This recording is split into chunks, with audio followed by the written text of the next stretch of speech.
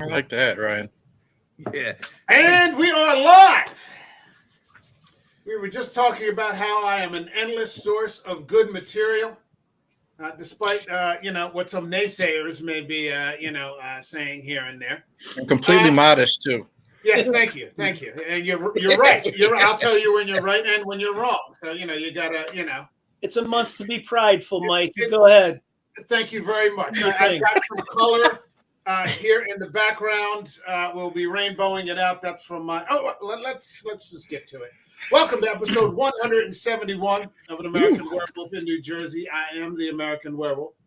In the house tonight, we've got our diversity, equity, and inclusion officer chastising me about not having enough color here in the background. We've got Vickers Bengelhoff.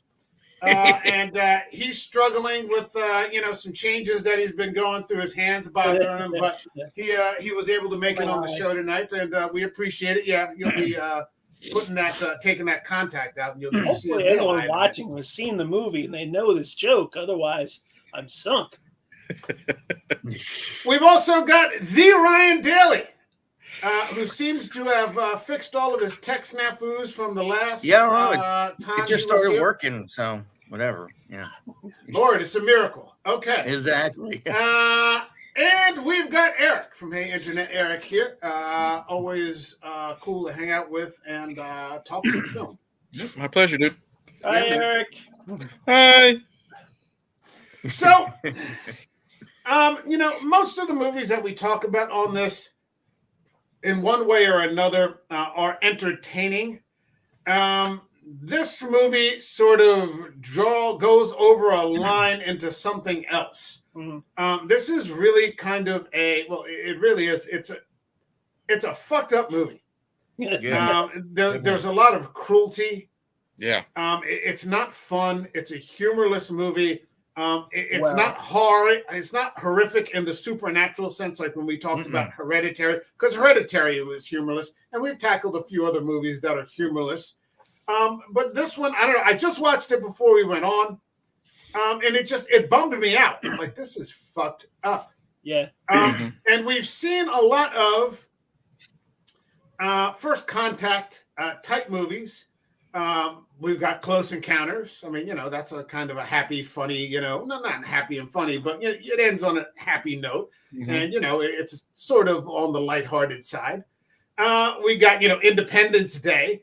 Lord knows it doesn't get any lighter or happier than that. We've got one-liners here and there, and Bill Pullman giving a big no, you did not shoot that green shit at me.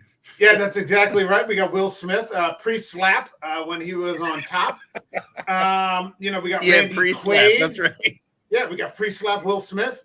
Before he went Randy nuts. Quaid, he was great. We got movies like Star Trek, First Contact, which was great. Fighting the Borg. You get to meet the Borg Queen. You've got Ridley Scott Alien. Yeah, man.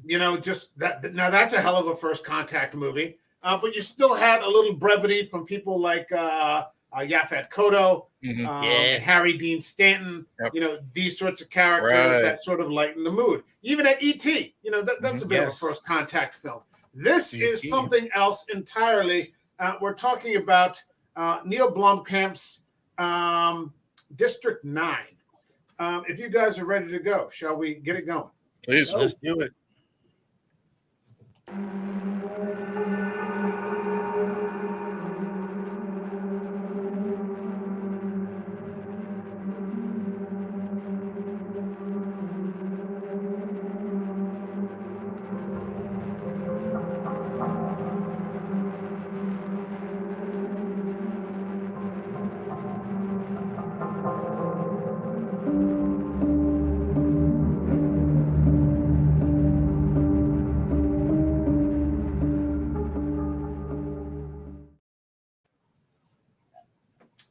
So, let's do a quick round robin. Give me your impressions, takes on District 9. Vickers, what do you got for us? All right. Right out of the gate, I'm going to say I'm going to disagree with you. Not strongly. I don't think you're necessarily wrong. This is a very different movie. But to say that this thing doesn't have humor, would be a mistake. I think this is very black humor, and I found myself giggling at a lot. So we're having Did some you just kick him technical out? difficulties with Bill. Oh, I'm sorry, here what? he comes. Damn it! All right. Again, I found myself giggling over and over with a bunch of stuff in between the cruelty and the gore. I was giggling, and it's stuff that I didn't necessarily laugh about 15 years ago when I saw this in the movie theater, and it reminded me. It's a very dark, humorous movie, but you're right. It's also something different. This harkens back to the science fiction such as Rollerball or Fahrenheit 451 or Slaughterhouse 5, where there is a message, but it's not.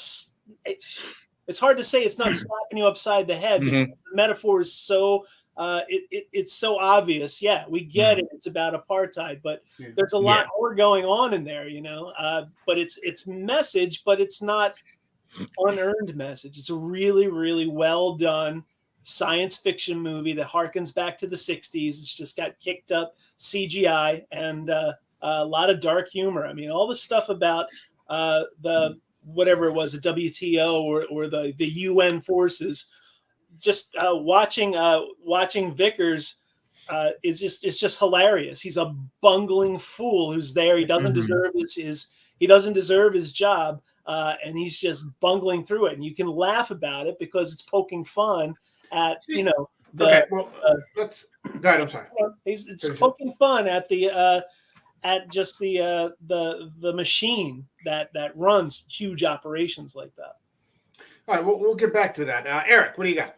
Well, when you were listing off like the movies that it kind of reminded you of, another one I thought of right away was Alien Nation with James Caan from the late 80s and Mandy Patinkin.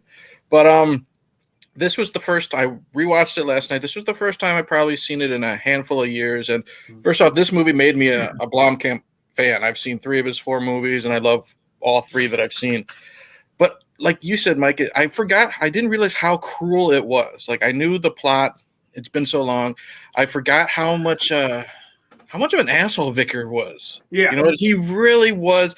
And I'm still kind of torn by the time it ends. Do I feel sympathy for him or not? Because he was such a prick, like that first 20, 30 minutes before, the change started to happen. But I love, like what Bill said, you're not slapped in the face with the message. You get it right away.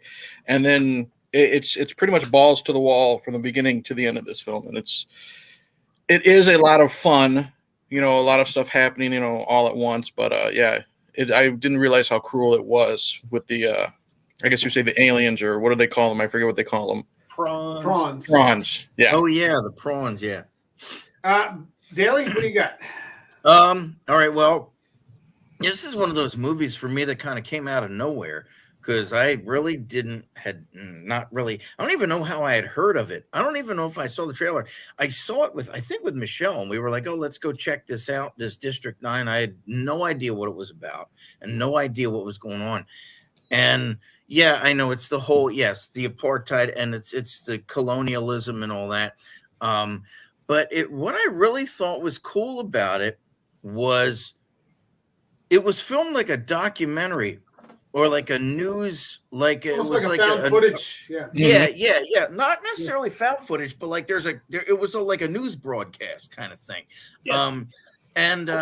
That added to the humor for me. It was kind of like watching an episode of The Office at first. Yeah. And it was the effects for, what was that, 2009? The effects were great. They still hold up today. I think was that Peter Jackson's company, Weta Digital, that did that? That did Lord of the Rings? I know. Yeah, Wingnut Films was the production company. Wingnut, because he produced it.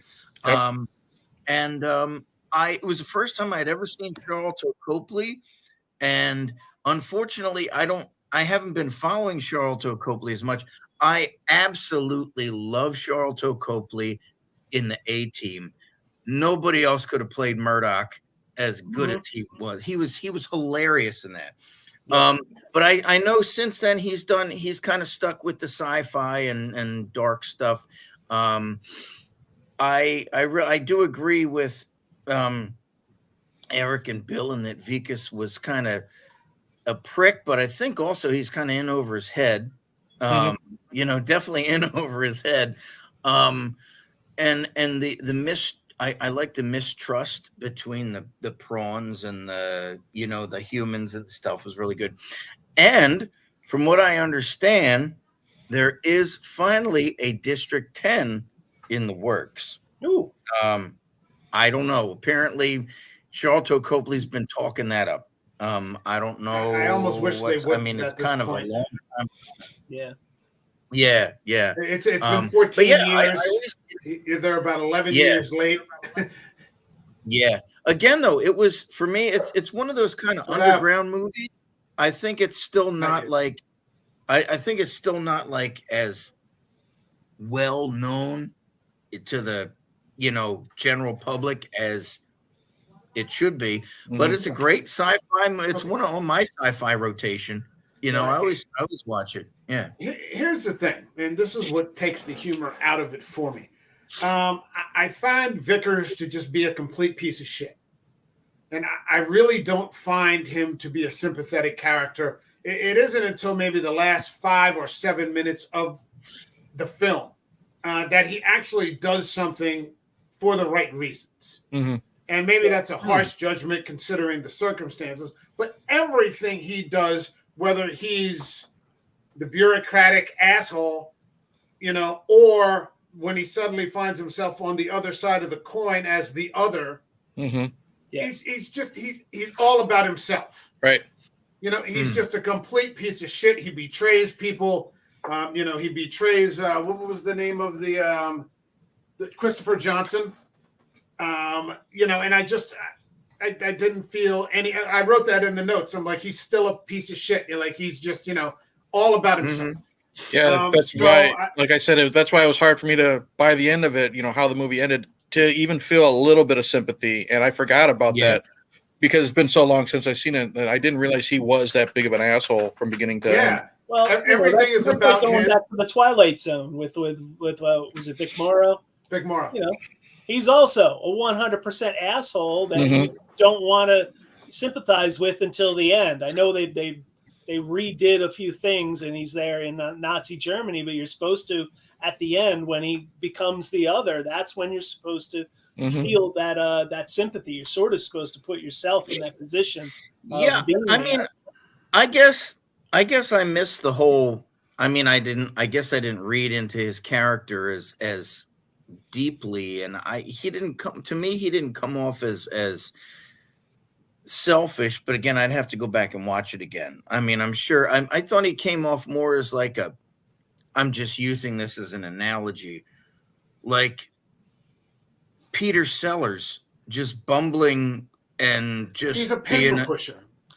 Yeah, and he's out of his depth. He's a pencil pusher that they put out into the field because essentially what happens is these aliens land, their ship and their technology is dead, and they're forced to live in this militarized sort of refugee camp in the slums, on the outskirts of Johannesburg, and it's like almost 2 million of them. So eventually, after 20 plus years, the citizenry of South Africa decides they don't want them in the city or outside anymore. They're going to move them far out into this outskirt sort of encampment. And you sort of meet Vickers, who is Vickers, I think. I don't know. He's a glorified pencil pusher. He's the boss's son-in-law, and he sort of gets a job running an eviction. Basically, I mean, it's so absurd. It's almost this Kafka-esque kind of thing where you want aliens to sign these eviction notices. It would have been funny if it wasn't so damn harsh. Yes. People are getting murdered. And I started calling them people, and I've seen this a few times, but it was real. And I think I had a similar point of view with you three until I saw it this time. And just for some reason, this time, just watching it now, it hit me differently. And I'm like, this is beyond fucked up. And imagine what it was like for South Africans to watch that. I'd be interested in seeing their responses, how they felt about it and stuff, That's part of the dark humor, because they had plenty of Black South African, at least characters in this movie, complaining about the prawns in the same exact way a racist white person would have done 30 years ago. The full dehumanization, the other, I don't want them around, I don't want them here, anywhere but here, get them away from me, this sort of thing. I did find one thing that was interesting about Wickers, which was that he was a paper pusher. And so what happens to him happens to sort of an everyman of sorts. But he wasn't like some sort of soldier like you would have gotten in a typical alien movie. He wasn't some, super duper, combat person. He's just he's kind of a horse's ass. Right. But it's very easy for him to, go into that thing where they're the other. Oh yeah, these guys are trouble. I don't trust them. This sort of thing. And you're just like, you're a douche. Yeah, you're just a skinny little douche. He's every bit the racist as everyone else against these aliens. But he's a goofball, and there's this great interplay between him and the very super serious colonel of the security forces, who's tolerating this asshole. That was just a really good tension at the beginning that I found pretty funny. The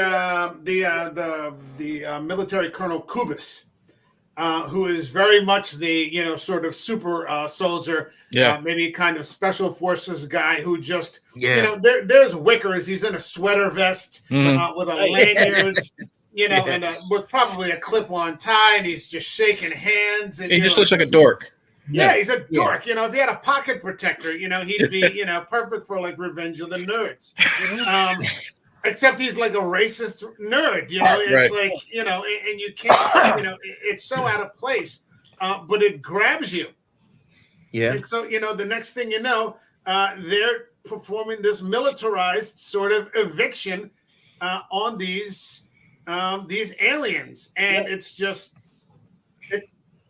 he starts out doing the paperwork, which he's supposed to do, which is getting people to sign off to agree to be moved. But halfway through it, he starts acting like he's a super cop, like, computer equipment. Hey, there's weapons here. He's getting into it. Violator, and he all of a sudden is like the ultimate tattletale, where he's getting these people in trouble, and the security forces come in and start killing them.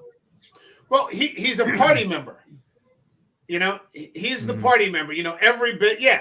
These guys are wrong. I don't trust them. I don't know what this is, but I don't trust them. They're trouble. Yeah. And that's why I just, it didn't strike me as humorous. It's a fantastic movie. Don't misunderstand me. Funny. Now I'm reading something here about the movie.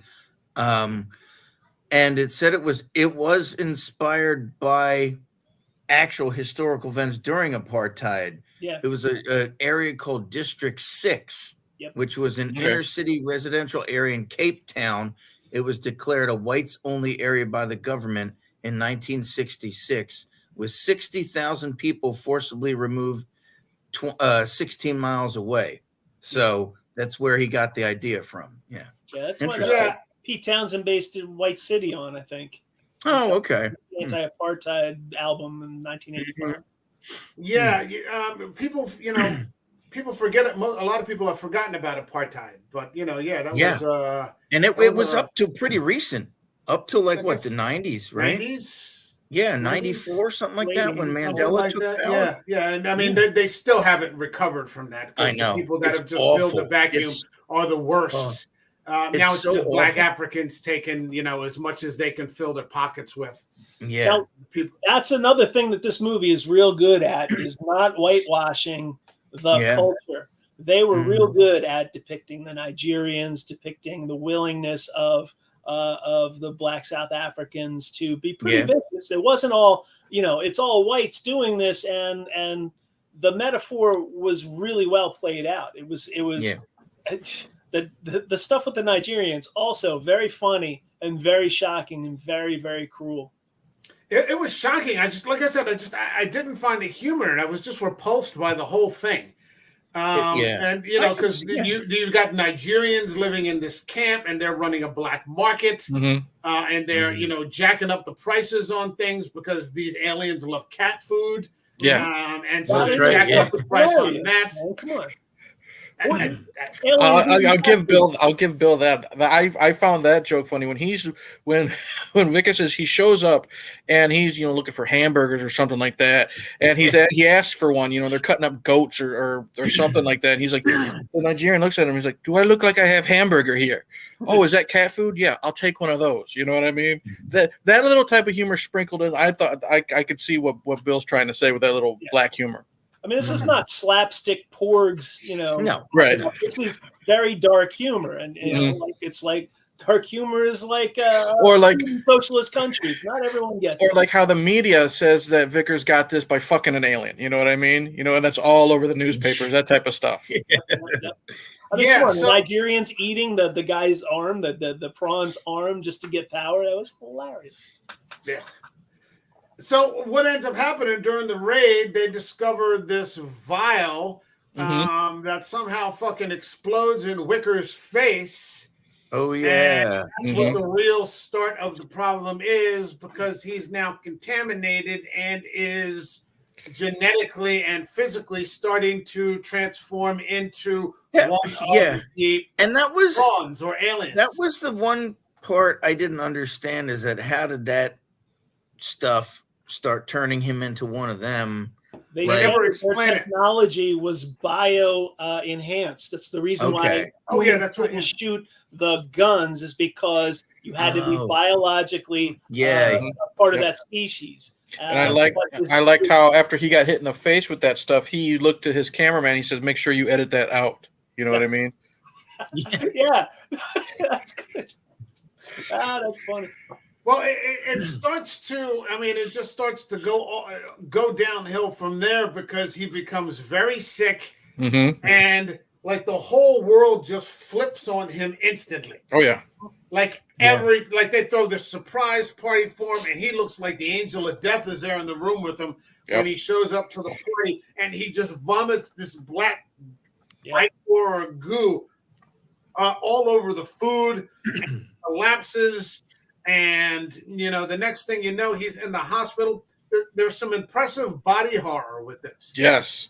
Very much as he slowly begins, or maybe even not so slowly, begins to transform into one of these fucking aliens. Yeah, they do a lot of really good foreshadowing and build-up, because I think the first thing we see is he's having lunch, and they point at him, and he's like, he's got a nosebleed, but it's like this black goo that's coming out of him, and it's landing on his food. Yeah. And I must have missed how it happened, but he burns his skin. So for a lot of the time when he's in, District 9, his hand's wrapped up. And then when he's finally in the hospital, they unwrap it. So you get to see that little alien claw. Yeah. It was kind of reminded me of The Fly a little bit. Definitely. It's like the alien arm, it was kind of like that. Yep. Hold on a second. We got some comments here. We got Echo Sarah. I keep forgetting about this movie. What's happening, man? Someday I need to see District 9. It is streaming right now on Max, HBO. Yep. I think it's also streaming on Hulu. But Hulu has done something fucked up recently. There are like two different Hulus now. Really? There's like a really expensive Hulu, and then there's like a $9.99 Hulu, and then there's one that's like $75 a month. That's and weird. So when it says Hulu Premium subscription, I don't know what that means anymore. I thought Hulu was under the Disney umbrella now. For some reason, they've got like two separate streams. Yeah, they got a thing going on with Max. It's probably a foregone conclusion that Hulu's going to merge with Max pretty soon. Oh, okay. Everything's winding up under the Max banner. Everything is. I mean, I'm paying, I think, $10 or $12 for all like the Disney bundle, and so that's Max, which I barely use. It's Max. No, not Max. It's Hulu and ESPN Plus. And that's like $12.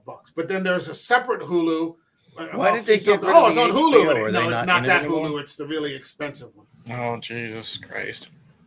So, But Did HBO pull out of that deal? No, Is that why there's just too much non-HBO material now under their banner that they couldn't keep calling it HBO. They've added almost 20 content bundles. It used to be 10 with like the movie channel and some other stuff, but now movie channel, huge. Yeah. See, I don't remember any. I mean, I haven't had to deal with that in so long because everything for me is just streaming. I remember everything the for movie me channel. is just streaming. I haven't had to deal with because Cinemax and HBO is now all Cinemax, yeah, Cinemax. So all of those are on there. If I want like Showtime, I can get it through Paramount Plus. Yep. And that's pretty much the extent of the old. Do you remember Prism? Remember Prism? Oh yeah. That was a local Philadelphia. Oh yeah, Prism was channel, like the adult station. That was like I think past a certain hour. Yeah, I think past 11 o'clock or something. Yeah. All those old 80s. That was Gene Simmons' wife was in like half of them or something like that. So I didn't know that was a local thing. That was a Philadelphia-based channel. Yeah. Huh. Okay. I remember we used to, because cable didn't come to my section of town until like 86 or 87. Everybody across Route 30 had it. We didn't have it. And so we had something called WHT, Wameco Home Theater. It was like an alternate for people who didn't have cable. It was a movie channel. And it only started, we had, our house had it. It only started at like 8 p.m. Oh wow! And so it only ran then, and then at night they ran like the softcore porn or like the Andy Warhol movies. I remember trying to watch Andy Warhol's Frankenstein, and we watched it for like 10 minutes. And my parents, that's a rough one. Yeah, you're going to bed. We're not watching this. We had to walk uphill both ways in snow to see a titty, and we liked it. You're trying to change the channel, and like it's all over the fucking place. Unfortunately, I've never seen any of Andy Warhol's movies, so you're not missing anything. I've seen the Dracula and the Frankenstein one, both of them once, and I never returned. Yeah. Oh, man. So let's get back to our man Vickers, who starts to very quick. We were talking about the body horror. Oh, I love that claw they give him. Yeah, it starts to. I mean, when it happens, it starts happening fast. Mm-hmm. And so, I mean, essentially, I think they just decide to vivisect him. Mm-hmm. They're going to vivisect him. They're just going to dissect him alive, conscious. His father-in-law is in on it. Yep. That guy's he's just a soulless fucking douche. Yeah. And that's where he enables his own escape. And starts to experience what it's like to be the other person. The shoe is on the other foot. Yeah. The worst part is that he's the linchpin in opening up access to all these amazing weapons that they have taken from the alien ship. Yeah, they've been conducting medical experiments on these people. It's very final solution-y. Kind of I did notice that connection. Yeah. There's some Dr. Mengelas working there. They're trying to get these because they want the money from the biotech. They want to figure out how to use the weapons. And this is endless revenue streams if they can tap into this, and so they just don't have any problems with dissecting these things. And it's just I'm like, this is fucked, man. Yep. They're just creatures to these people, And what I think that's what I really like about this film is they really make the creatures seem more human than the humans. If that makes sense. You know what I mean? The eyes. And it's I mean they had actors. I think there was an actor who played Christopher Johnson. So they had I don't know if it was motion capture or somebody in a suit or what, but it was like they conveyed emotion and stuff. It wasn't just some, you felt bad for these creatures, Well, it was one of the few. I mean, with these sorts of movies where you had. You're right. Because I guess in some of these other movies, you had dialogue. It's not Ridley Scott's Alien. No one's going to feel bad for those fucking. You shoot them out into space. Yeah. But I mean, it's a different these sort of had a dynamic human where side the to aliens aren't the aggressors. Right. No, they're not. That's where you're seeing all of these sorts of first contact sorts of films, the Borg, Alien, Independence Day. The humans are the victims. Blomkamp turned that on its head and made the aliens the. It's a really cool subtle thing that they did too. Was I'm guessing that the aliens are unable to make human words and however they communicate their clicks and beeps. All the humans are bilingual. They can understand them completely. Yeah, right. That was just a little knife twist. It made them the prawns more real and more almost human like you were sympathetic. I was gonna say, as far as sympathetic alien, E.T. was a sympathetic alien. He was. So, unfortunately, we've had some technical. The humans were bad guys in that, right? You don't want to talk about E.T. No, I'm just saying. I'm just making the connection between these aliens and that one. All right, Elliot. All right, Elliot. All right.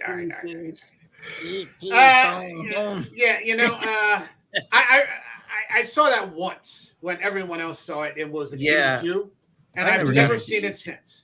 I've never seen it since. And it has Eric, you're a parent. And Ryan, you're a parent, so you probably have watched. I don't know if I want to show my kids E.T. I showed my daughter. She's 11 now, but I showed her. Was she traumatized when she saw it? Okay. No, I remember those government people come in. You're like, what the fuck is going on here? That was my first exposure. They got rid of the rifles. That was my first exposure to big government. Okay, to show kids now. Yeah, I made sure she saw the version with the rifles. Trust me. Oh they took the rifles out. Yeah, there's a scene. Put radios in. Yeah, the scene where the kids are being chased by the government. They do the whole flying across the government stuff. Spielberg, and he says he regrets it. That's what you get for listening to George Lucas.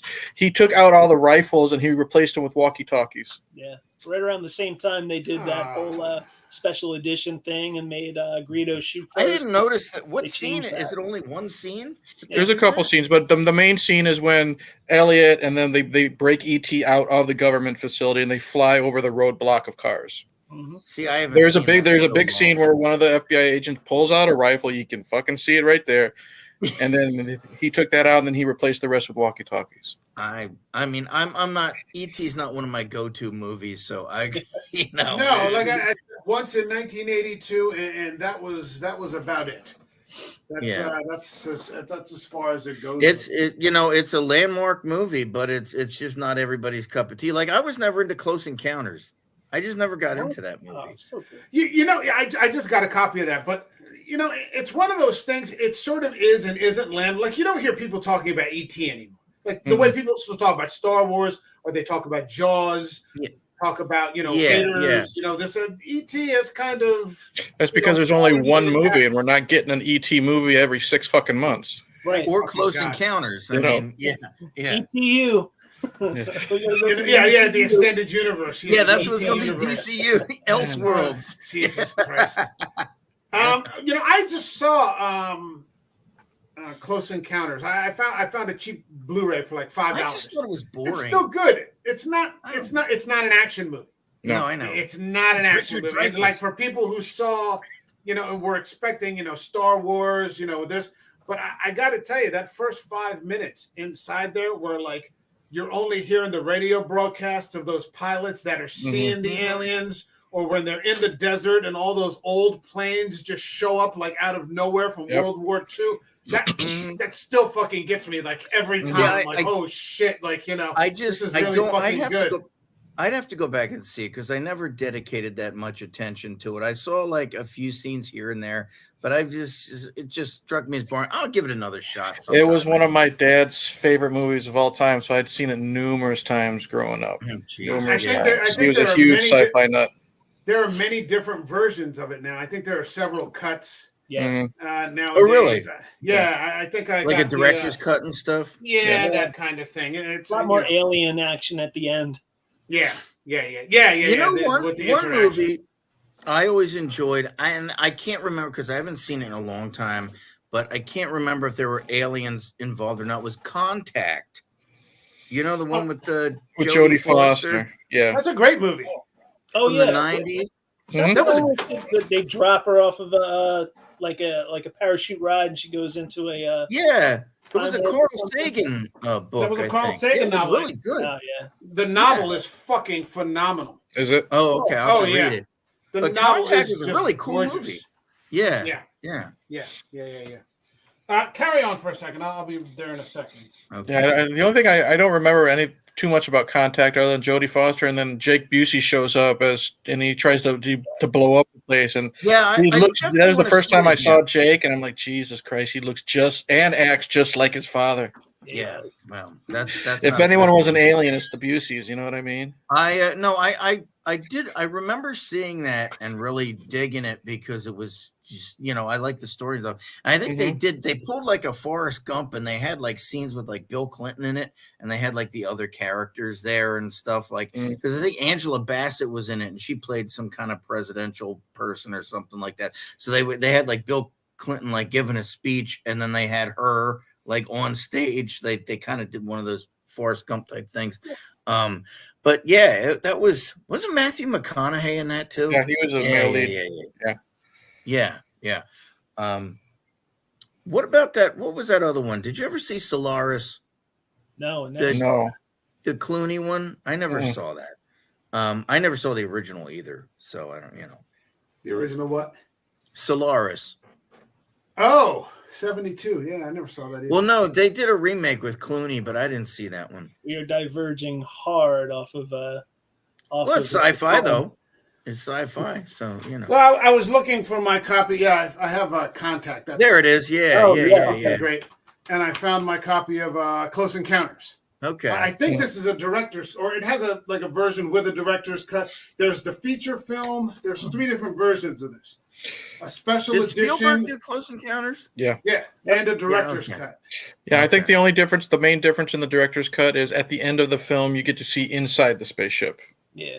And a little bit more aliens, but that's it's not much new footage, but that's what I like. Well, that's one thing I'll give Spielberg credit for is when he does do these special editions, he always makes the originals still available. He says he'll never change that. Yeah. So, I like Spielberg stuff. Yeah, my favorite Spielberg movie has nothing to do with any of this stuff. It's Munich. Yeah, I still got to see that. You keep telling me to see that. Yeah. I heard he's doing a new, not a remake. Not West Side Story again, is it? No. Which I'd be interested to see because he jabbed his foot in musical. No, he's doing a version of Bullet with shit. Bradley Cooper is playing Bullet. I don't know if that's what I heard. That's the it's rumor. Steve McQueen, man. That's if, like remaking a Clint Eastwood movie. I don't know if it's supposed to be a remake or just another Bullet movie. I don't know anything about it, but that's Spielberg's next thing. He's kind of doing like these kind of genre pictures now, which is interesting. Maybe him and Scorsese are going to have like a fucking race to the finish line, man. Because Scorsese says he's doing a Christ movie. Is he really? He's another Jesus movie. He's got a Grateful Dead movie. He said he was going to do another mafia crime movie as well. What's this new one he's got coming out with a Native American, the DiCaprio film? That's like 3 hours and 40 minutes Killers long. of the something moon or something like that. Yeah, that's the Flower Moon. He's been talking about this, and he's like, he goes, and he said it point blank. He's like, I'm running out of time. And he's like, I have so many. He's like, I have so many ideas now. Right.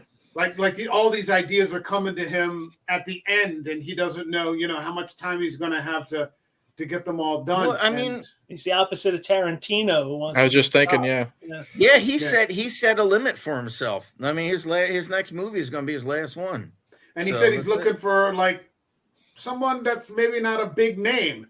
It's like some to be 35-year-old or something, It's supposed to be about Evan Peters. Maybe we'll Evan Peters. It's supposed to be Evan Peters. It's a movie about a movie reviewer who works for like a porno magazine. And that could be Evan Peters. That's perfect. Oh, big time, yeah. Fucking Dahmer and American Horror Story. Yep. Yeah, that's perfect, Evan Peters. I don't know because I thought his original. I remember an interview, he said he was originally going to do one about just a movie critic like Pauline Kael, like somebody legendary like that. But now he said it's a reviewer for like some second-rate porn mag. So yeah, That's more Tarantino, though. That's that's right more up his Tarantino. alley. Yeah, as opposed to just like Vanity Fair. I mean, that's not. Yeah. As long Tarantino as he fucking- has a spot for Kurt Russell, I'm fine with it. I could totally see Kurt Russell, doing something. Yeah. Oh yeah. I wonder Oh, if yeah. all of his stable of actors will be in this last one. Oh, I would love to see Yeah, all of Tim them return Roth, for the yeah. last It'll be one. like a multiverse of cameos, man. Yeah. Like Like a- Uma like a- Thurman will a be in 4 there, hour- and a 4-hour, just every About a- actor who's ever been in his movies. Just get Michael Madsen like a bottle of Jack, prop him up Yeah. in the corner, and that's all we need. You know That's what I what mean? they did for him in the Hateful Eight. Back. He I know. just sat there on Uma- that bed the whole time. He didn't do shit Yeah. the whole time. He just sat there on that bed, Yep. pretending to scribble in his journal or something, wasn't he? And we loved Yep. it. Yeah, Which every one's that? second of it. Hateful Hateful Eight. Eight. Oh yeah. Yeah, he was only in it for, like having some interaction with Kurt Russell for like 5 minutes. Michael Madsen. Yeah. Yeah. Yeah. No, he Michael wasn't Madsen on makes him bed. give up his guns. Yeah. But that's all he really did in the whole movie. He doesn't He really. sat there, At yeah. the end, when they show you what really has Oh, yeah. happened, he's. Oh he yeah. goes- Well, that's what I said. He Yeah. probably couldn't stand. It's Michael Madsen. If he shows up sober, it's going to be a bad day. He's all He's got the over. DTs again. Man. Yep. Jesus Christ. Yeah, that guy's old school. All right, Oh, so I mean, let's talk about. I mean, the government completely turns on him. Like you said, he's having sex with aliens. Yeah. He goes to the Nigerians, and they've got the magazine that they pull out. They're Yeah. like, "Where did you put your dick?" Like, you're a crazy fucking white man. You really are. You're a crazy fucking white man. You're like, how did you do this? Like, Jesus Christ. But like, the entire system turns on this guy. Mhm. Yeah. He's immediately Because an they outsider. I mean, like instantly. Like Yeah. there's Yeah. no transition. He's just the bad guy. Yep. Yeah. I mean, it's kind of scary, but he figures out by running into Christopher Johnson that what they really need is to get that fluid to get the ship running again. Yeah. Christopher The Johnson, fuel, yeah. now Christopher, the deal with this is that he's going to help Christopher Johnson, not for the right reasons, but because he wants to reverse what's happening to him. Yeah, Right. he promises them he can fix them. Yeah, which is Mhm. the It's never, truth. it's never the MacGuffin never is the thing. No. You have to know that. He promises, I'll fix you. I'll fix you. It's not gonna fix him. Yeah, he knew for a fact that he was never going to help him. And what I love was Vickers just says, "Oh, just make some more." That took me 20 years to make. They had Yeah, that little yeah. bickering going on with each other. See, Mhm. I didn't get that.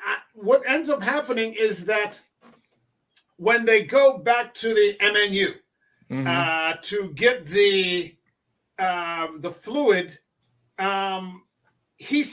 Christopher Johnson sees all the medical experiments. Yep. And that's what changes him. He goes, "I can't spare any of it now." Mhm. He goes, "I have to leave here. I have to come and bring back help. Like I don't have enough Good point. to get back home as fast as I possibly can and help you. Yeah, I can help you in 3 years. Mhm. Where either you come Yeah. with me and we can slowly reverse it, once we get where we're going, or, you stay here and I swear to you, I'm going to come back for you." But I don't think that Christopher Johnson was lying to him. It's just he didn't understand what was happening when these people were being taken in, and he sees all his vivisected people. Shut up. He sees all these vivisected people. I'm going to give you a woo-woo. Shut up. She's Stupid just dog. saying hi. Come on. He's going to be saying ow in a minute. Saving Kick you right in the from- keister. From rapists. That's what she's doing. It's my buddy. He's using the gym. All right. So what ends up happening, but I don't think he was lying. Mm.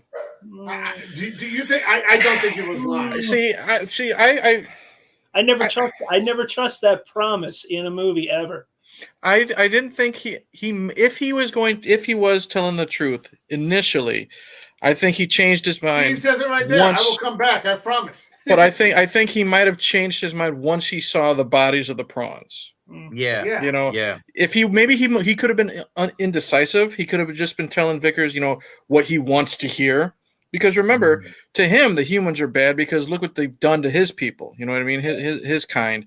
And then the nail on the head was seeing that they're just experiments to them. So if he was going to do it within 3 years, I think he definitely changed his mind once he was in the lab. Yeah, I think I was taking him at his word. I don't think it was naivete. We didn't see anything that let us know in the movie that the aliens were double dealing or anything like that. They just the aliens I think were genuine. Yeah, that was what I got out of it. No, I got that out of it, that they were very genuine, that Christopher was very genuine, very trustworthy, and stuff like that. I mean, the aliens are more trustworthy than the humans. I mean, that's. And I love that. That was where you saw some of the real action, where he's finally able to activate the weapons against that fucking Kubis douche, who's he's just a murderer. Yeah. That's all he is. He's just he's not a soldier. He's just a fucking brute and a fucking murderer. He's a mercenary.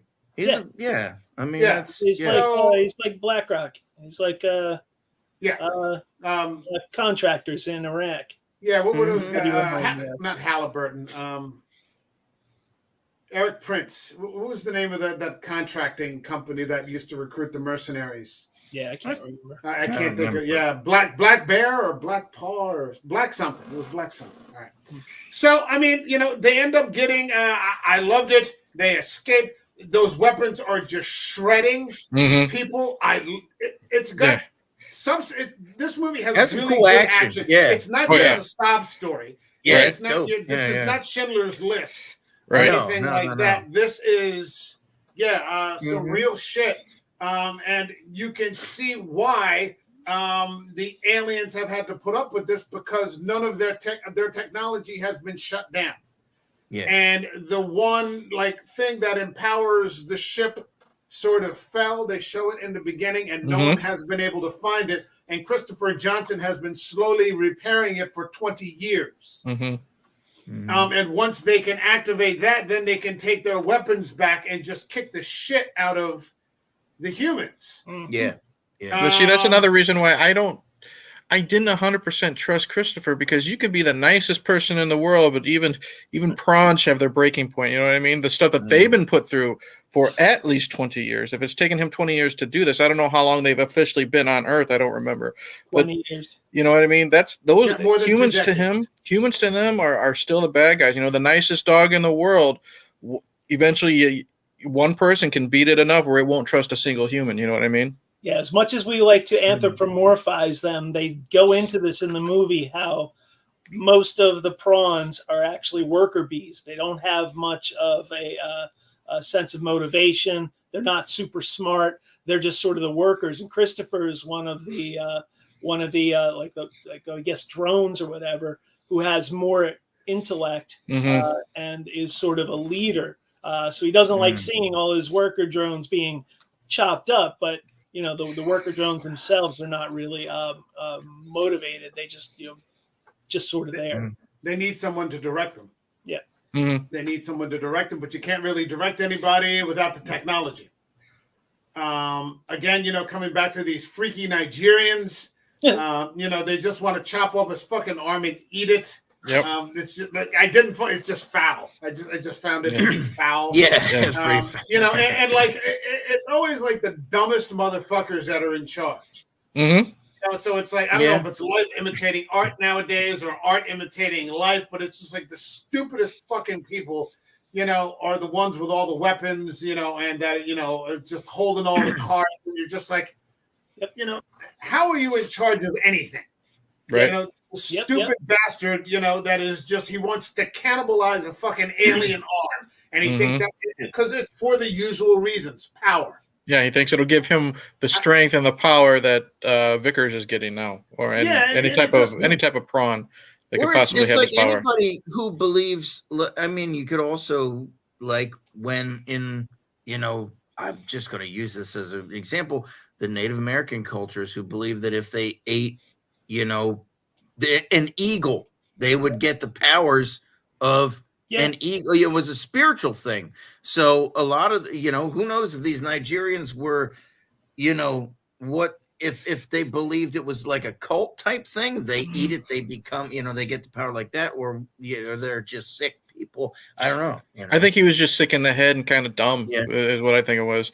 I mean, Yeah. I get your analogy, like the spirit and stuff like that. I think this guy, he already had all the guns and everything. He just wanted a chance to have more power, is what it was. I think they're just saying that the Nigerians were very superstitious. At least the tribal warlord guys were. Yeah, this was not some PhD in philosophy, right? Fucking student, who's world traveled. This is just some fucking goon who's probably smoking methamphetamine every night, and he's got a bunch of fucking AKs, and he thinks, well, hey, if I eat this fucking arm, I'll be even stronger. Right. And I've said this before, like, I love mad scientists, even in real life, like somebody like, Elon or something like that, or like Conor McGregor. I just think he's a mad scientist. He just is. Okay. And I've said before that, rehab facilities and prisons are full of mad scientists too. It's the rare one that actually manages to thread the fucking needle, actually make something out of it, because most of them crash and fucking burn because they're fucking crazy. Yes. That's their, one fucking debilitating, factor, or one of several. But I mean, in this case, I think that's just what, you're fucking dealing with, some fucking hophead, who just, sits in some fucking refugee camp, and he's a gangster, and, he's dealing in voodoo or whatever the fuck it is. And to subjugate his people or scare them. And suddenly it becomes, why not eat an arm? I've done everything else, why the fuck I'm reminded, and then this isn't as extreme as eating an arm, but we just in class finished, I did a nonfiction unit. We always have to do a Holocaust and genocide, and I just showed them Hotel Rwanda.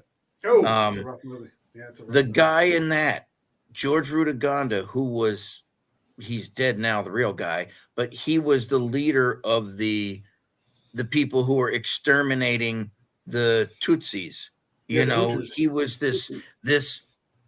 he was like that guy, this gangster who amassed all the guns. He had all the power. They would rape the Tutsi women and call them witches, and just like, he was a disgusting human being. I mean, and it's kind of reminds me. Wasn't he the guy that who's the star of that movie? I can't think Don of his Cheadle. name. Isn't that the guy that Don Cheadle yells at because he starts to realize that it's over with, and like the rest of the world is going to come in there? That's actually the guy, the general of the Rwandan army, who's also corrupt. He's like, you have 5 stars on your chest. Who the fuck do you think that they're going to come after? That guy Bizimungu, he was actually tried for war crimes too. But Rutaganda he's getting on the radio. The militia. He's on the militias. Yeah. He's stirring up everybody with the propaganda and all that stuff. And we got to kill the Tutsis and all this stuff. The cockroaches and and just the influence of this guy was just insane. But see, he was also working with Don Cheadle because he was selling him stuff. Don Cheadle went to him for, I need so many pounds of sugar. This guy ran a supply black market. He ran the black market. Yeah. I mean, and that's who this guy in this movie kind of reminds me of, just like a 10 times crazier version, of that kind of guy. But those guys exist. Those warlords exist, I mean, it's crazy stuff. It's not uncommon. I mean, a good portion of the world is run that way. Look at Blood Diamond, the same thing in there too with those. I mean, that movie's hardcore too. All right. Let's get back to District 9. I love the fucking Iron Man suit.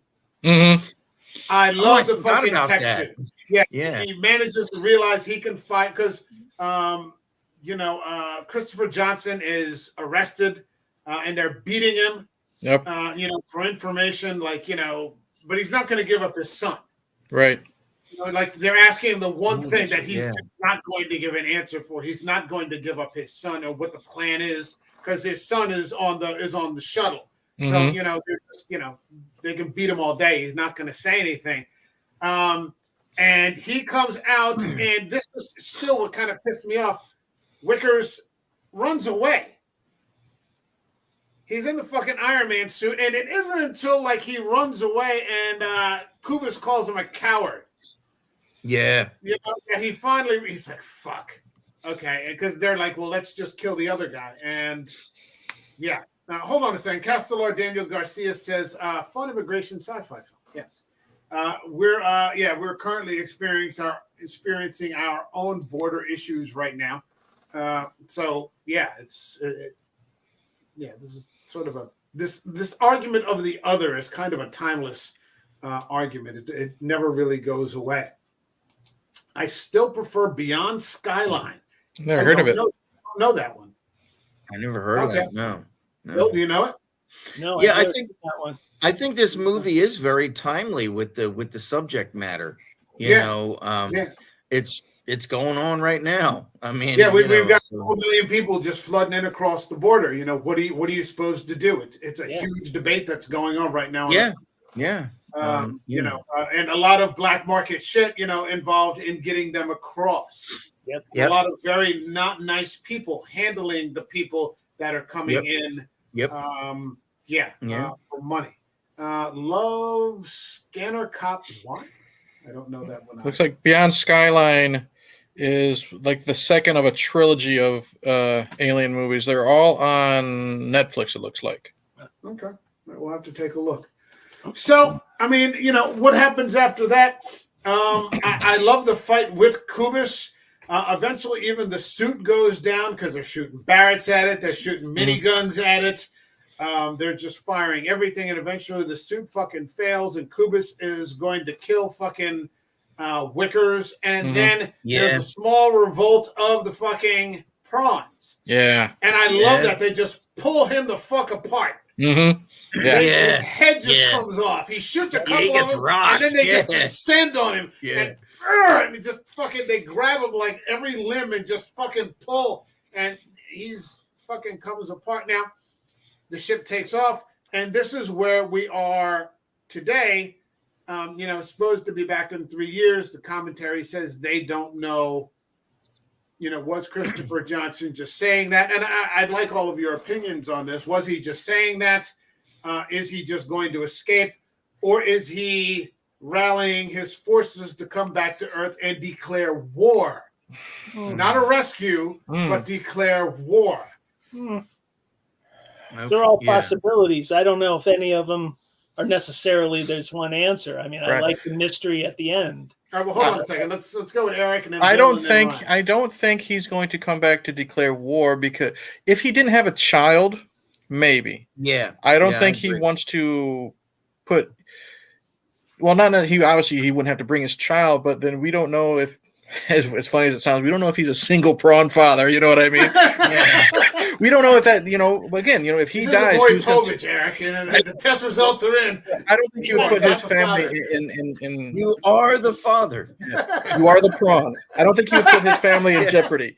But one thing to consider, is their time the same as ours? What's 3 years to them? Is that, you know, 3 years to us type of thing? But he specifies to Wickers that 3 years are 3 Earth years. Okay. Wickers asks him that. You mean 3 Earth years? He's like, yes. Okay. I don't think he's coming back. I think he's going to stay away. I think he's happy to be out of that shithole. He doesn't have to worry about his family. He doesn't have to worry about his health type of thing. I think he's going to stay and just have, you know, Vickers just deal with being what he's stuck being, to be honest. Leave the other 2 million prawns on Earth. Yeah, possibly, because you know what? You know how many is on his home? You know what I mean? If I was to venture a guess, I'd say he comes back in 3 years. He has no way of reversing what happened to Vickers, but they're going to look for a diplomatic solution to get the rest of the prawns out of there. I don't think they're risking going to war because they know how crazy those white people are. Okay. Ryan, what do you think? Oh, sorry. I'm reading about Scanner Cop. I went down that rabbit hole. Ryan, focus, Ryan, focus. The one night his internet's Was working that a great. shitty He's movie? I getting didn't watch it. distracted. Yeah, okay. It's the 4th movie in the Scanners series, apparently. Patrick might like it. Anyway. No, don't say Patrick. Don't bring him up. We've had a good discussion on a good movie. He might appear. Yeah. All right, so go ahead. Anyway, no, I think if I see, I don't. It's kind of a tough thing. I mean, if he does come back, What do you think is going to happen? I don't know. I think he would leave Vikas to his fate. He wouldn't help him at all. I don't know if he would. I think he would come back for his son, but I don't know if he would. Well, his son went with him. His son's with Oh him. yeah, that's right. Son's That's right. with Yeah. I don't know if he. I think he would definitely come back for the other prawns, but I think he would just leave Vikas to his fate. And just let him fend for himself. It might be beyond him. I mean, there might be a machine behind, prawns as big as the EMU in. Yeah, that's true. Yeah. Okay, so my opinion is that yes, because I am a Christopher Johnson fan. I take him at his word. I think he's going to come back for the 2 million. That's. I think that at the end of the movie they announced that they moved them all into the tent cities, and now it's over 2 million. So the population is increasing. I think he's going to come back. I think we saw with the technology do what just one weapon can do. And I think he's going to come and lay the fucking smackdown.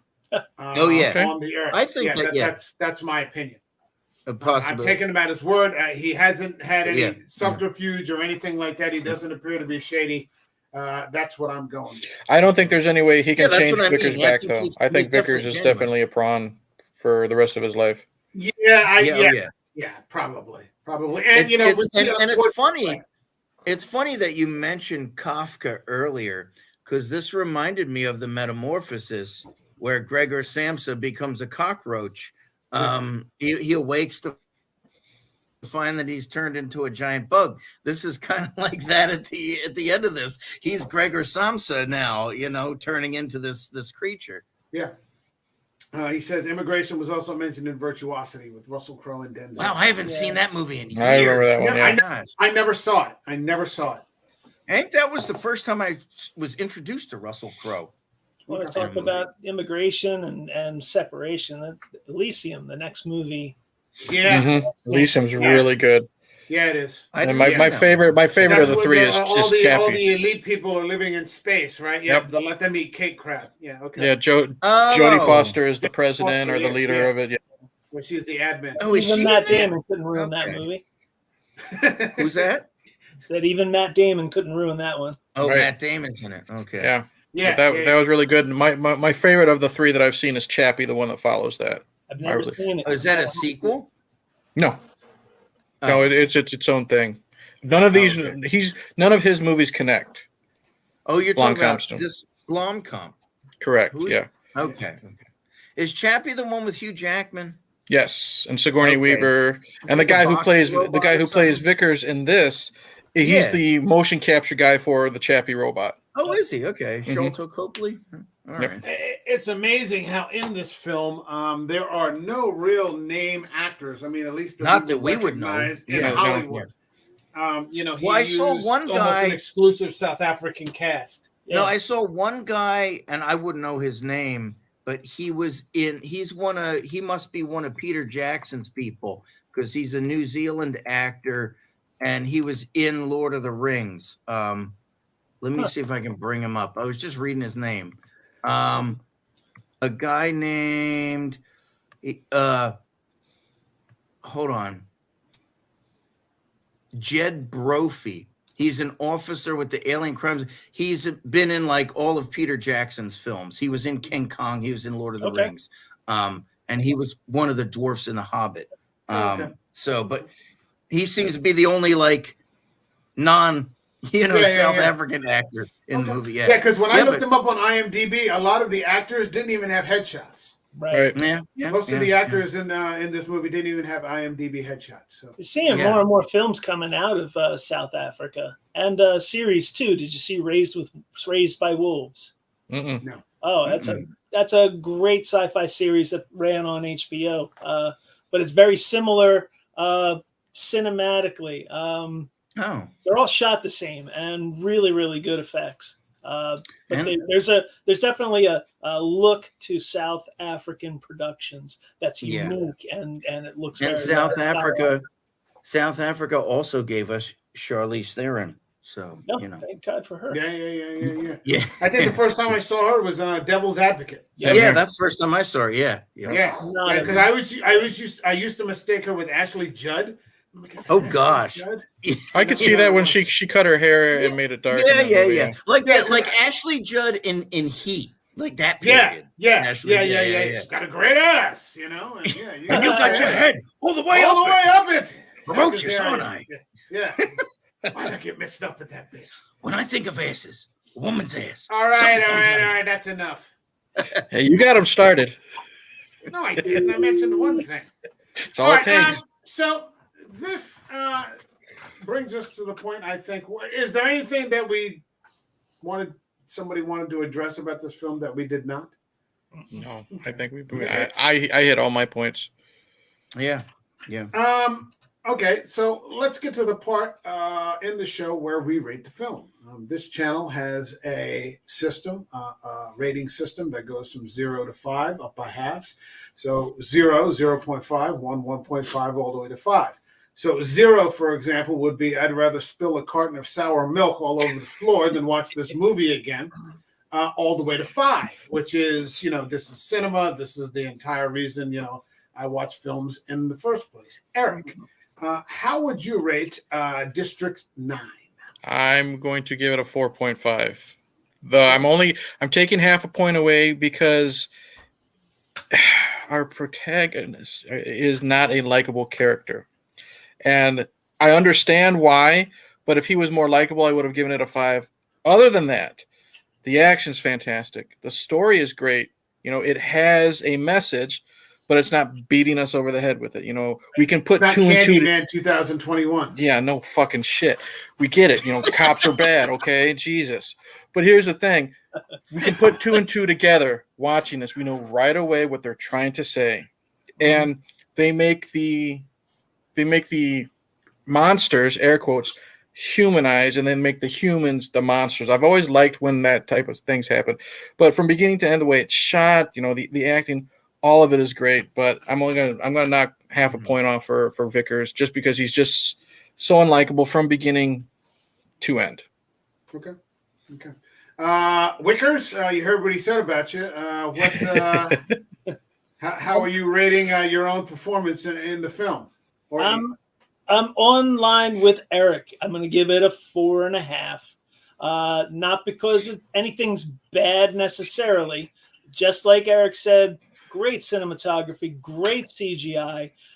It's a unique idea. I found it deeply funny. I mean, when a prawn kicks Wicker's assistant apart and they're picking up his leg and putting it in the trash can, how do you not find that funny? It's a fantastic film. I won't go so far as to say, it's a great film because it followed too many typical sci-fi tropes where I knew what was going to happen at each stage of the film. It's fine. It's a formula. It went for it and it did it really, really well. So 4.5, but I can't go with a 5. There was no amazing twist. It was, kind of the map was there and I knew where it was going to go. Okay. But still, 4.5. I love this movie. Mm-hmm. Okay. Ryan, what do you got for us? I don't know. I guess I would go with probably 4.5 too. I mean, they brought up pretty much all the. I like the fact that we don't like the protagonist. You don't always have to like the protagonist. The protagonist can be a complete asshole. I think it's a neat little movie. It's a great little kind of still not really that well known to this day unless you're really hardcore into sci-fi. Mm-hmm. Yeah. It's a very creative story, very original, and they took those tropes and tried to put an original spin on it. I like the message. I like the whole kind of real world links that it has. You know, again, the cinematography, like I said, the way it was filmed, like a news, like footage, you know, kind of thing, like a documentary almost. It's everybody, and for a cast of unknowns, you know, it held my attention. It was just it's a cool movie, and you know, I mean, I have to give it the 4.5 because of, you know, kind of the similar things with the tropes, and you know where it's going eventually. You know, you kind of have the feeling he's going to turn into an alien, become one of them, you know, kind of thing. But so it's still it's one of my favorite, one of my go-to sci-fi movies. Okay. I'm going to go with 5. Okay. I'm going with 5. I like the fact that I didn't like the protagonist, like Ryan said. Yeah. I like the fact that it isn't until the final 5 minutes of the film that he actually does an unselfish thing. And it costs him everything. At the final 5 minutes, he actually becomes a human being again. Right. And sacrifices himself for the greater good to help someone else, and it costs him. He ends up losing any chance of, you know, his own salvation for it. I like that. This, like I said, I watched it. This may be the 3rd time I've watched it since 2009, so it isn't something I go to all the time. But like I said, it just hit me differently this time. I didn't like his character. And yet at the end, I ended up in the last 5 minutes only, really, feeling sympathy for him. Understanding, you know, where he's still, you know, going to his wife and trying to make those flowers. I did like that. You know, that, you know, he's never going to get back. Right. You know, to that. And, you know, everyone has basically turned his back on him. And he's done this thing that no one will ever acknowledge. You know, this thing that he's done to allow these people to go back and, you know, have a chance to come back at some point and rescue these people was because of him. And he'll never be acknowledged for it. You know, it's something that no one will ever know about except for, you know, Christopher Johnson and his son. Right. Great action, a great story. Great story. Yeah. You know, it does have a message. It doesn't hit you over the head. And yet at the same time, it hit me pretty hard. Yeah. I mean, you know, not your standard First Contact film. So, yeah, I can't find anything to complain about it. Even though I didn't find it humorous, I think the fact that I didn't find it humorous actually lent it more credibility for me. So I'm going with 5. 5 out of 5. Very cool. All right. Eric, plug something. When I'm not here with you, I finally, much to your chagrin, I told you, I uploaded my my video for Underworld Awakenings. I'm very, very happy with that film. I'm very happy with this this franchise. Can't wait to watch the last one. That video will be up sometime. Trust me, it'll happen. But other than that, I know the wife is going to join the channel. We're going to, because the new one's coming out, we're going to discuss the Indiana Jones movies. We're going to have fun discussing the first 3. Okay, yeah. And we haven't seen Crystal Skull, honestly, since it came out on DVD. So it'll Bill be and I kind were of talking about the new one before. You guys came on. Yeah, kind of fresh eyes on Crystal Skull, and then we'll talk about the new one whenever it comes out. But other than that, it's just random videos whenever I get the motivation or energy to put something up. How many Underworld movies are there? 5. 5 Underworld movies? I've only ever seen the first one. I don't really remember it that much. Oh, the first one is like the least among them. Yeah, the first one. I don't want to say worst, but it's the least good, if that's the proper term. You know what I mean? As they go on, they're getting better as they go on. Yeah. What's your favorite one so far? Is it Evolution? Is it? It's like I said in my Awakenings video, it's tough to rank them. Like Underworld, the original, is definitely at the bottom, but Evolution is just so much fun. I love Rise of the Lycans because of the time period it is, you know, the swords and stuff like that. But this last one, Awakenings, was just so fucking violent and fun. And you got the daughter, like a 12-year-old daughter, ripping werewolves in half and stuff like that. It's a lot of fun. Yeah, it's like an MCU awake underworld. It's Yeah. like a Hulk. It's got like a Hulk in there. Yeah. I'll have to check They're them out. fun. I don't remember the first one. That I only saw it once. The first one is probably the one with the best acting. Yes. You got Bill Nye. That's right, Bill Nye. The whole thing with Craven. I remember the one guy from character. I remember the one guy from Snatch was in it. Vinny from Snatch is in it. Yeah. Hey Dan, what's happening, man? Yeah, I think by the time that they realize, hey, we have a hit on our hands, but they realize I think people just want to see werewolves versus vampires rip each other apart, and that's how they went along. Yeah. Give the people what they want. It's not. Yeah. There are much worse werewolf films out there. Yeah. Most of them are bad. All right, Bill, you got anything? Wickers. I'm sorry. You got anything? Anything diverse, inclusive, equitable? I can plug, So Otto's Jacket, my band, will be playing its first gig of the summer on June 23rd at the North Brunswick Youth Fair. That's that big carnival across Route 1 from Rutgers Cook campus. So head on out Friday, June 23rd, and you can check us out. Plenty of videos and other content on our IG and our Facebook at Jacket of Otto NJ. Okay, cool. All right. Done plug. All right, so check it out down here at the Jersey Shore where shit's happening. It's not warm yet. Like, it's warm, but it's not summer. Yeah, it's still spring. I love it. It's 52 degrees this morning. I left the window open and I was like, fuck it. I like it cold, but I was just like, fuck. Like, I woke up this morning, I almost had to turn the thermostat on. To fucking get the heat going this morning. It was 88 here in Illinois. So really, we're in the low to mid 70s. Yeah, I like that. I like the hot, not the sweltering heat, but like 88, I can stand if it's not humid. No, I want to see like fucking Al Pacino and De Niro in their role standing out on my street. That's the heat that I want. I want to go down to the beach like in Ventnor and just give me all you got. Give me all you got. That's it. That's what I want. Ryan, you got anything coming up? Any productions? Anything? No, the only thing I'm plugging is in my phone after this. So the phone charger. No, I don't have anything else right now. You came real close there, Ryan. You came real close. School's winding down, so I don't have anything happening yet. I'm just waiting for the year to end, and then. Are you doing summer school again this year? No, I've never done summer school.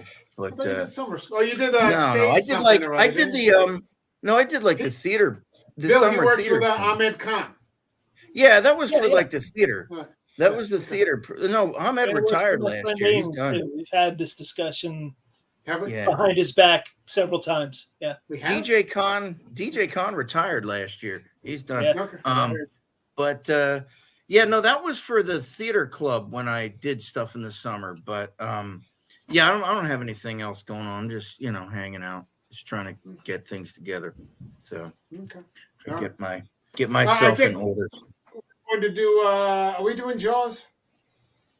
I forgot about that. Yeah, if we can, I'd like to. The theater is showing Jaws 4th of July weekend. I'm not 7th, 8th, and 9th on Zoom. Watch that kid's body spill out all over the dick. We can see Quint's nails go down the chalkboard. Yes, Ryan was part of the crew that saw the 40th anniversary when we went to see it at the Regal, and it was fun. It was a pretty packed crowd. It was about 2/3 full. People still cheering for all the classic lines. It was a lot of fun to see. Before COVID, they used to show it on the beach at the end of every summer, and I would go every year. And that never came back. It's one of the things I miss about Asbury Park that never came back. Bill will only the best story I've ever heard was Janelle. This girl that we know, Janelle, and she saw it on a drive-in screen at a lake, and everybody got in an inner tube in the lake, and watched Jaws. That's cool. That would have been fucking cool. That would have been cool. Yeah. but we'll try to catch that. Sisu doesn't look like it's coming at all.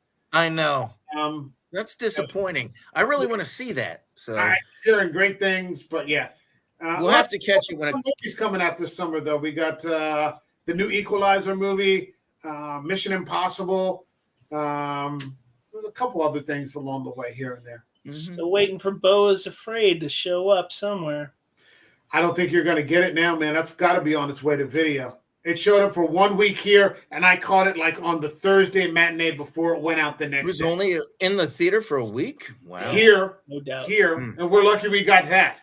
Yeah. We're lucky we got that. Well, yeah, I don't know how they decide like what movies go where. It's nothing but blockbusters here. That's all we get. Aren't you working in a movie theater now, Mike? No. I thought you said something. That was John. Oh, it's John. Oh, I confused confused the texts. Okay. I could totally see that too. John working in a movie theater. Yeah, that's gonna be a blast for him. Yeah. But I mean, like, I was pumped for Zissou, so we'll see what happens. I mean, we'll have to check it out at your house or something. Yeah. All right. So for this channel, I'll be back tomorrow at 10 a.m.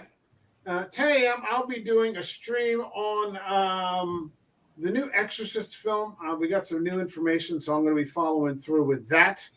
Okay. Talking about that. It'll be probably a short stream. The last time I said it was going to be 20 minutes, so I ended up talking for like a fucking hour. Yeah. Another Exorcist? There's going to be a trilogy. Like we said, Warner Brothers, Universal paid $400 million for the rights. $400 million. They're going to have to make like $1 billion. It's not going to happen. Wait, who's doing this? Warner Brothers? Universal bought the rights from Warner Brothers for $400 million. That's before the production budget, before any marketing. Somebody conked out. You're conking out. They conked out. Oh, I'm conking out. So wait, so Warner Brothers paid to. All right, we'll get into it another time. All right, let me just get into the stream because we got to wrap this up. Okay. Yeah, I'll be doing that tomorrow. And then tomorrow at 8 o'clock, I'll be doing 8 p.m. I'll be talking about the Crystal Lake prequels, which I'm kind of curious about because I'm interested in what you got to say about that. 824 is running it. Brian Fuller's running it. Oh. Otherwise, I'd wipe my ass with this fucking thing. But otherwise, it looks really fucking good. Wednesday, Eric and I will be back to complete season 1 of The Exorcist. We've been having a lot of fun about that. I'm going to watch the episode as soon as we get out of here. All right, so let's wrap it up. And then on Thursday, I'm going to be covering a Shudder series that I've started watching called Slasher Ripper, which is a slasher series that takes place around the turn of the century. For the 19th, 20th century, and it's like a Ripper-style story, except it's based in Canada. I'm following that. So it's going to be a busy fucking week.